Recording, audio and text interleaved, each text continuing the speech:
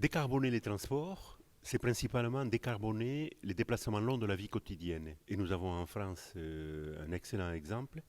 C'est ce qui s'est passé dans le département de l'Isère depuis une vingtaine d'années. Le département a déployé des lignes d'autocar express sur les trois vallées qui convergent vers Grenoble, et notamment à partir de Voiron.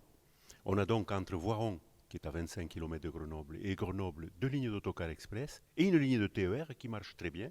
Et finalement, la question qu'on pouvait se poser, c'est est-ce qu'il y a concurrence à ces différents modes de transport? Et quand on regarde le partage modal, c'est-à-dire la part des transports collectifs, parmi les gens qui habitent à Voiron et qui vont travailler à Grenoble, la part de ces gens-là qui prennent un mode de transport collectif, on s'aperçoit qu'ils ont un niveau excellent, totalement hors norme, qui montre qu'il n'y a pas de concurrence entre le TER et les lignes de car express, mais plutôt un renforcement réciproque. Et d'ailleurs, ce qui est assez étonnant, c'est qu'il y a également du covoiturage dans ce territoire-là, et c'est les zones, les axes qui ont le plus fort taux de covoitureurs de toute la région Rhône-Alpes.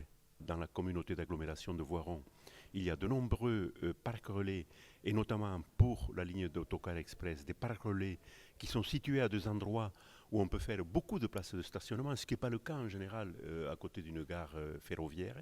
Et en plus, on constate que les pistes cyclables qui ont été mises en œuvre par les petites communes de 1500 habitants en moyenne pour leurs administrés, comme par hasard, elles convergent vers ces parcs relais.